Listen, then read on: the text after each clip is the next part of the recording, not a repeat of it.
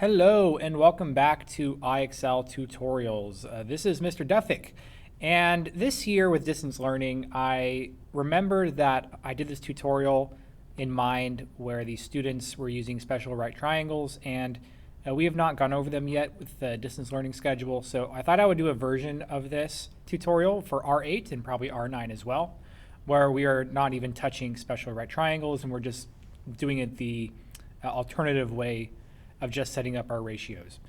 So what I'm going to do is I'm going to hopefully move this screen over to my snip and sketch tool.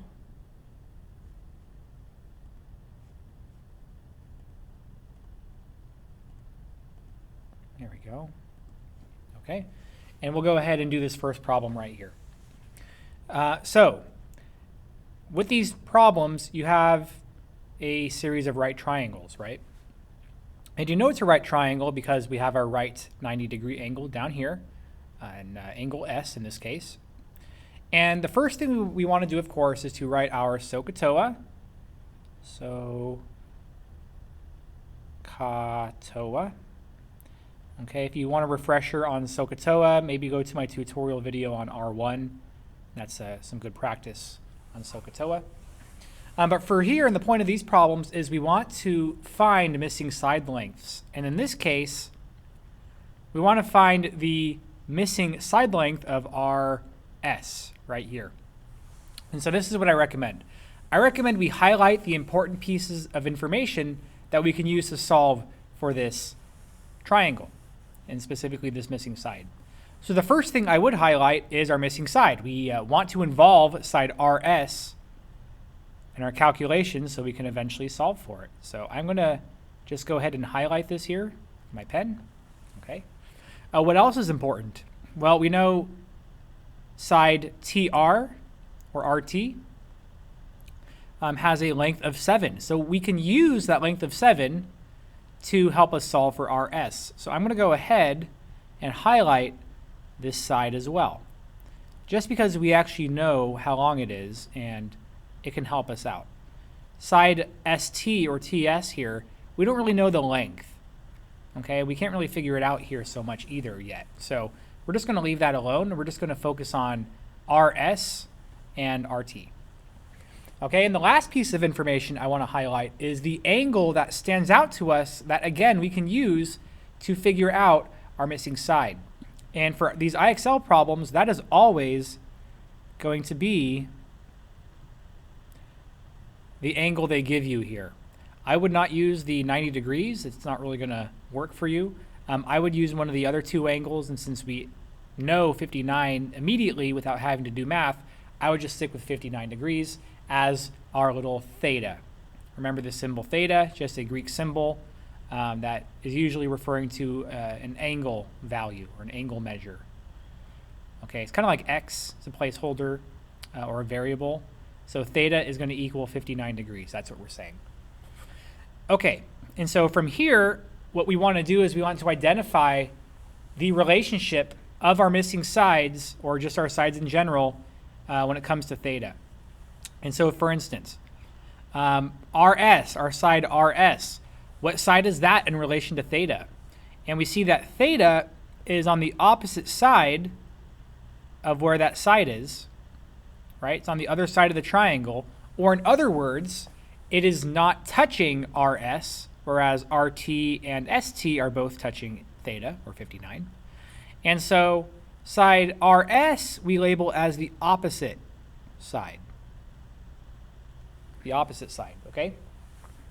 Next, I would identify the hypotenuse, because that's pretty low-hanging fruit.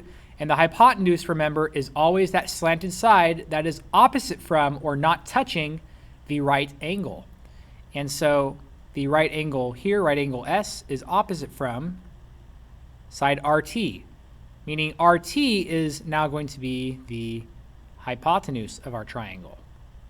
And that's always, always, always the case.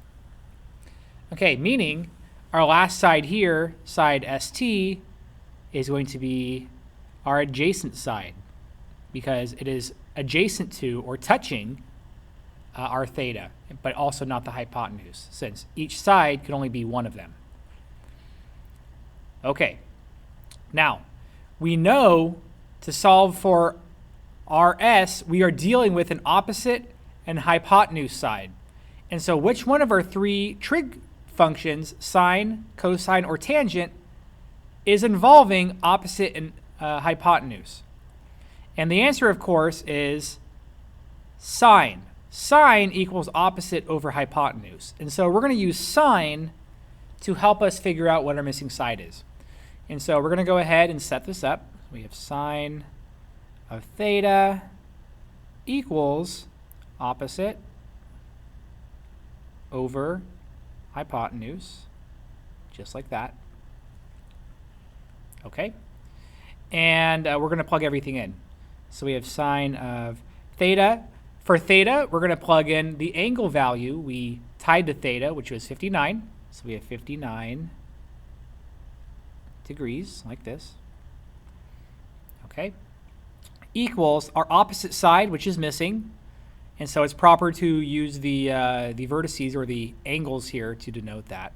And so I'm going to write RS on top, side RS, all over the hypotenuse, which is 7, right? So we have 7.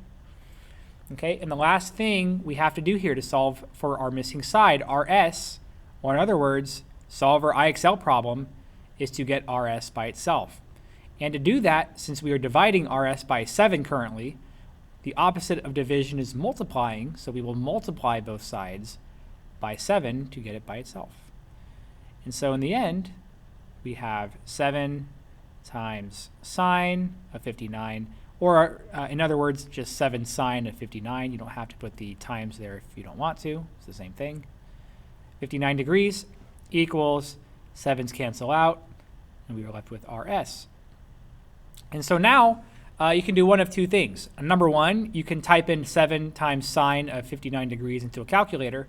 But if you're like my students, most of you probably don't have a calculator right now. And so I'm going to show you how to do this in the browser real quick. And again, let me see if I can switch the recording back to, here we go. Okay, I think this should have just popped up for you. And I'm going to open up my browser.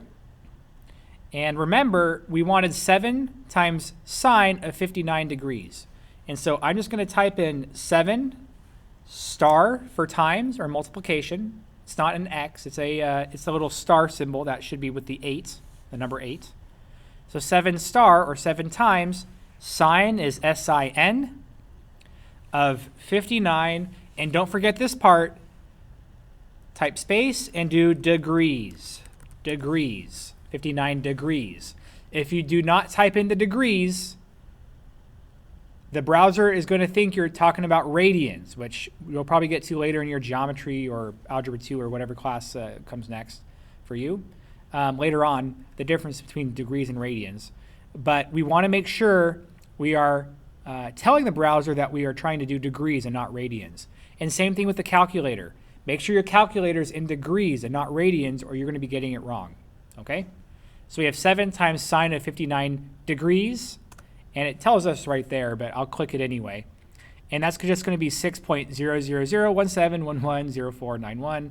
And since IXL is telling us that it wants us rounded to the nearest tenth, that means we just want to round it to one place after the decimal. So 6.0, or just 6, is our answer. And so we're just going to type that in here. And that is correct. Okay. That was long enough, so I don't think I'll do another example. But just keep in mind that all of these examples here are the exact same procedure. As you get to the higher levels of this IXL, just know what IXL considers harder problems, just adding in decimals for the lengths. Okay, just adding in decimals. So instead of 7 times sine, it might be 6.9 or 4.7 times sine. So not a big deal, right? So I'm going to stop the video there. Catch you guys later. Hope it helped.